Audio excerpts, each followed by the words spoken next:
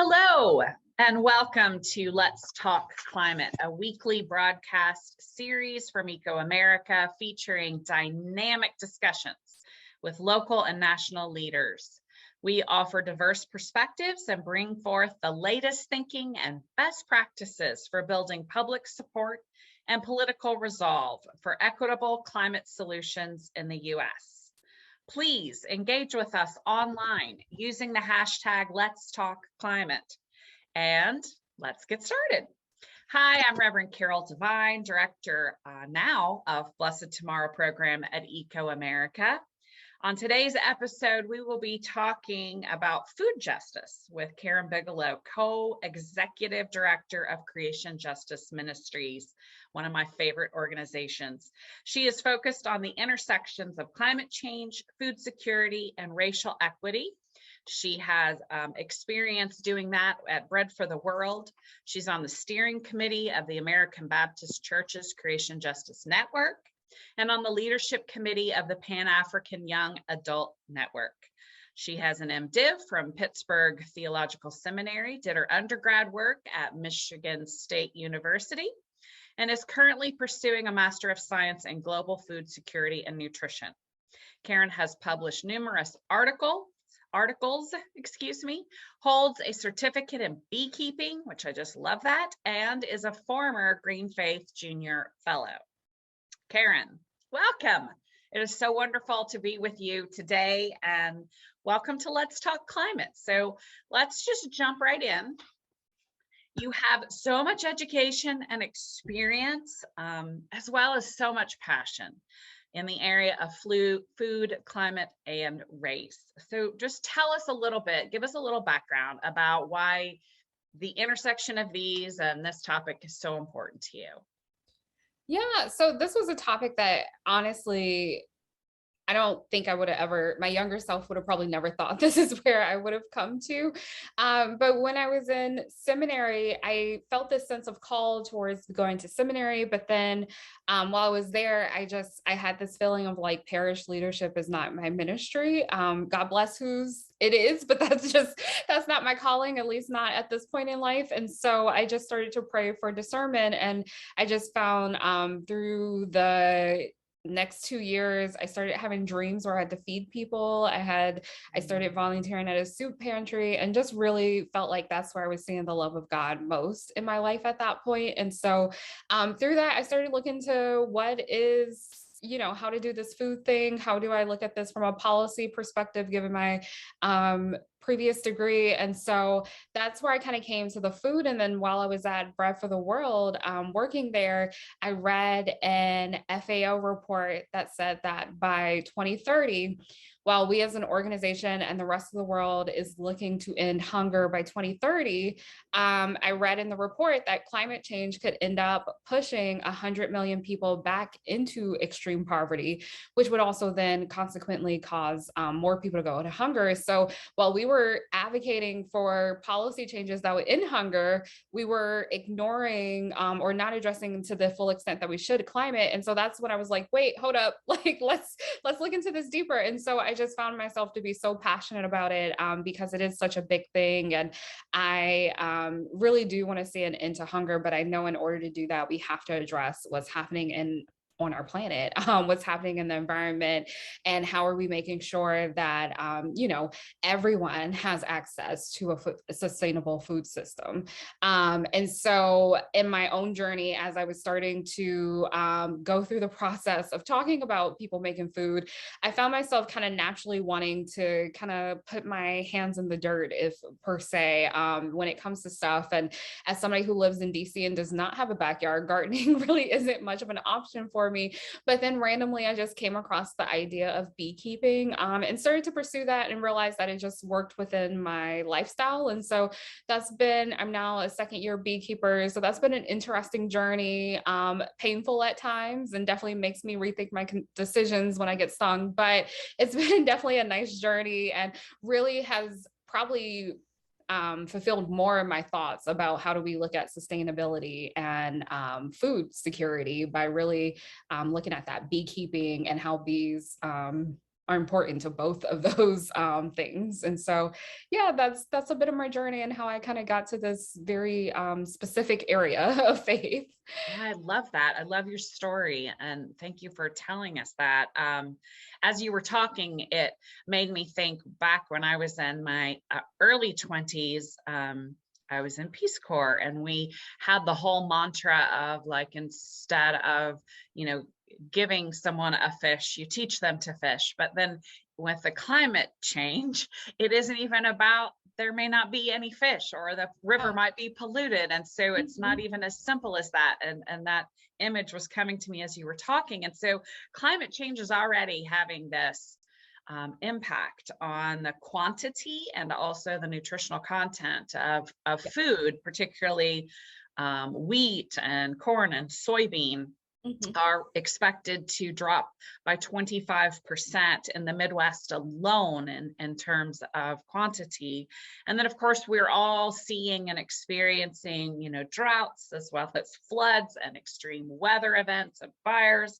And all of that is impacting and increasing food insecurity. So what does this mean for American communities and families, for communities of faith and all of that? Yeah, it means that our challenge and call as people of faith to feed the hungry, that's going to become more challenging, and we're going to see it more in our communities if we're not already seeing it. And then it could become worse in our communities, unfortunately, if we see that the supply of what's available becomes an issue. Not only is it a matter of supply, but food may become less affordable for us.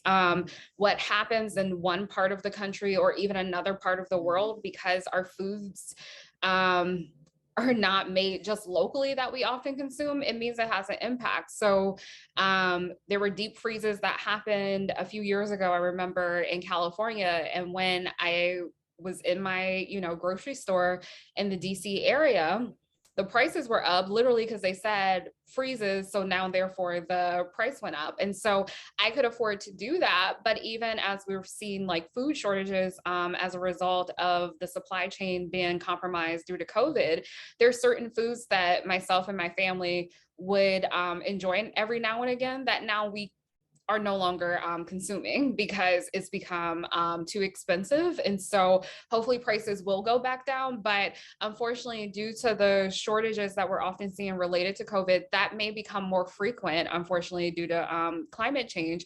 And for many of us, it's going to challenge,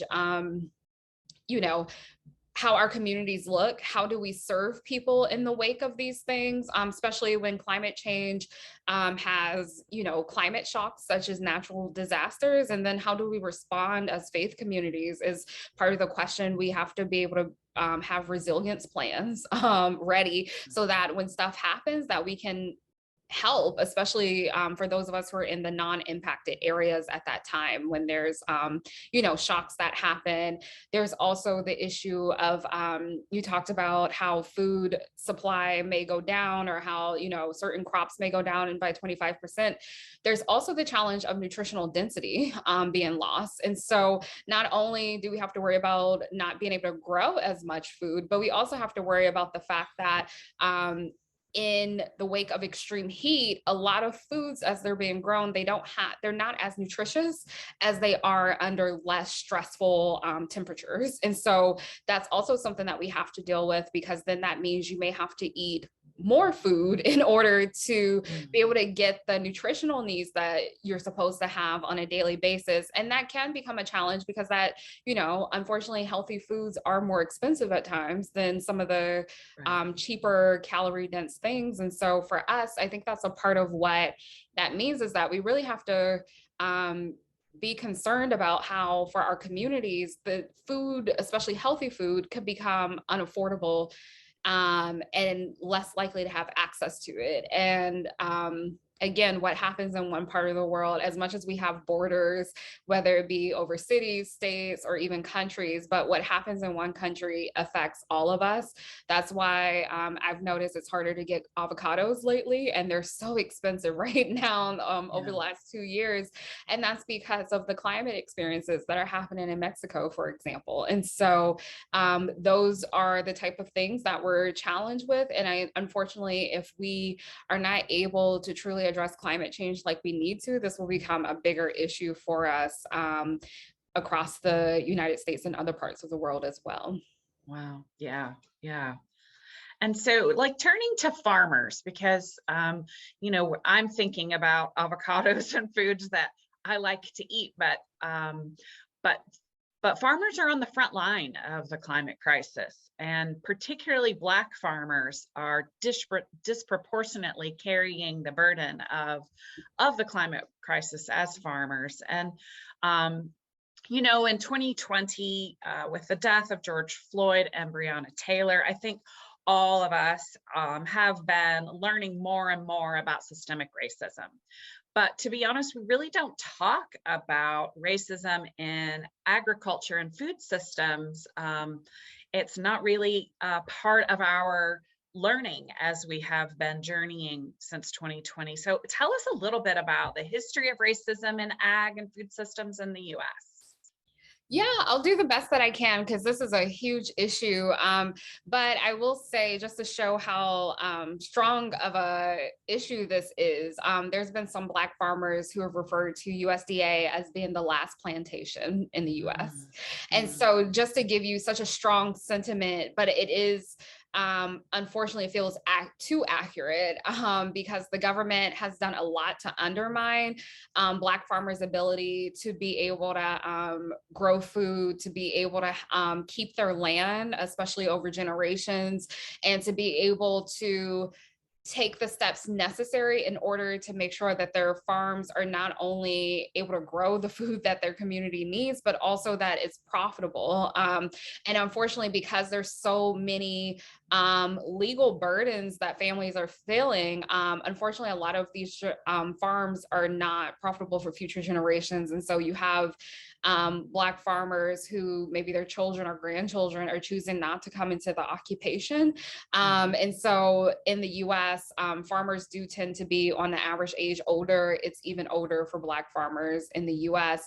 And part of that is because many are having to work first in more profitable sectors. And then once they can retire from that sector, that's when they become farmers, because there's this understanding that even if you feel called to do this work, it's not profitable a lot of the times. And so many struggle just to, break even on an annual basis. And so because it's not profitable, and for many families, they're just struggling to even keep their land, unfortunately, because again, there's so many laws that make it easy for Black farmers and their families to lose the land without ever having any type of compensation for it. And so what we've seen over the last 100 years is that 90% of land that has been owned by Black farmers has been lost. And so 90% is such a huge statistic. And it's for various reasons, but a big part of it is because unfortunately there's a lot of government sanctioned policies that make it hard for people to hold on to their land, or for it to literally just be stolen from right under them and never know it. And so Black farmers have described, to give examples of how they're being disenfranchised. Some Black farmers have talked about how it may take them 6 months or a year to hear back about an application. Some of them have said that their applications got lost when they applied in person in the regional USDA offices. And so often what may take a white farmer 3 months to be able to hear back from something can take a Black farmer 6 months or a year to be able to hear back, because sometimes they have to reapply for it because, again, their applications may get lost, or there may be times where for Black farmers, it just takes longer. They're also more likely to be denied bank loans for far smaller amounts than what their white counterparts are. And so unfortunately, it's hard to put it all in a short time frame, but there's so many different things that make farming an equitable process. And unfortunately, there's a lot of policy that will need to be done in order to make this more equitable for many Black farmers and other BIPOC farmers for that matter, just because the US government has done enough to address the racism within USDA, and they are making efforts now to try to address the equity. However, it doesn't seem as promising as it could be at times to really address some of those bigger systemic changes that need to happen. Well, I hope that just by even bringing the topic up and by, you've lifted up a bunch of points, and it is a large problem, like all systemic racism is, but at least maybe by giving some consideration to it and just lifting up the subject will move towards a more hopeful future. And so, just like in a good sermon, I'm a pastor and preacher, we always try to not only give the problem and the issue that we're struggling with, but we want to bring the good news. And so where have you seen some change for good? Give us some good news in all of this. Yeah, well, I can say the Biden administration has committed to addressing racial equity under USDA as well as other agencies. And so it's promising. I'm, cautiously optimistic about what could happen. Hopefully there's progress. But there's a lot of steps that will need to be done, but this is still a big thing that there's at least a commitment to at least address it. But then also I see new generations of Black farmers coming into agriculture despite the discrimination that has often been faced. And so I think that with a lot of the changes that, the US government right now is promising or looking into, there's a new generation that will come and be able to benefit, hopefully, by these changes that will happen. And then also they're getting creative. Black farmers are finding ways to make money in other ways. And so I think it's bringing more people to the sector. But then also it's increasing food insecurity. Food security, because Black farmers, especially those who are in urban areas, they're being intentional about taking their food to food deserts. They're being intentional about that. We also see more urban agriculture popping up in general, and that includes amongst Black farmers. And that's been so promising because, again, people are starting farms in areas that are known to have few grocery stores, if any. And so therefore, it's very encouraging to see people really going straight to the people and really being agents of food security and being able to do that. And that was so true during COVID when many grocery stores had empty shelves, and a lot of farmers took their stuff to the farmers markets, and they went and they, sold their products. And also some of them are introducing communities to, maybe some foods that maybe they hadn't been aware of. So it's also increasing access to just better nutrition as well. So there's a lot of promising things. I think we won't always see it immediately, the consequences of it, but I'm optimistic that we will see changes for the better as the years go by and as people become more aware of these issues. Yeah, thank you. And we'll also drop in the chat, you and I were talking about a new video just a few minutes ago that just recently came out, and we'll drop that in the chat notes for folks as well, that we encourage people to watch this little 15-minute documentary about the same subject, Christian food movement. But moving on, I just wanted to bring it back to personal actions. So obviously this webcast will be viewed by individuals. Individuals also make up communities of faith. And so I hope that that all of us can have an impact in the various ways and choices that we make. And Karyn, as you know, I became a vegetarian in 1990 when I learned about the connection of deforestation of rainforests with the meat industry and the US. And also, as a person of faith, the table, the Lord's table, the Eucharist has always been very central to my personal faith and to Christians everywhere. And so how is it that we can as individuals and as families and as communities of faith, how can we be part of a healthy future where we see every meal, you might even say every bite, as sacred? I think part of it is that in the last 2 years, we have seen shortages of food. And as we've been talking now, we're talking about how this may become a more frequent thing. And I think part of it is that we say grace every time, or at least, ideally we do before every meal. And I think part of it is really taking that, instead of it being a habitual thing, but really thinking about, how we are blessed to have something, because it may seem habitual or mundane to some of us, but it really isn't to many people in the US or around the world. And so I think part of it is just taking a moment to find the blessing in the sacred, because food is sacred for so many people. And there's people who unfortunately do not always know where their next meal is coming from. Right.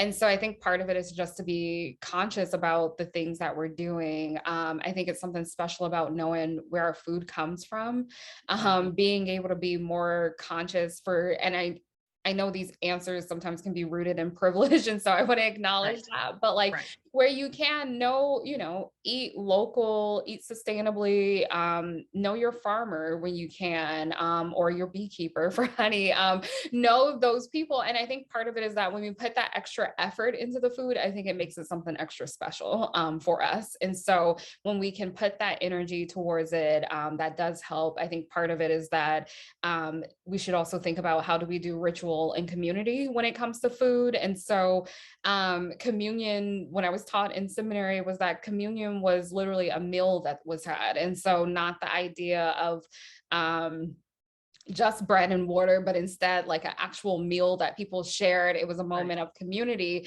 And so how can we do more of that to find the sacredness and to have that communion together, to be able to do that? And there's a church that I saw one time in Massachusetts, I believe, and they actually do community meals where they actually have the meal together, and they do everything from the preparing of the meal to the cleaning up of the table together.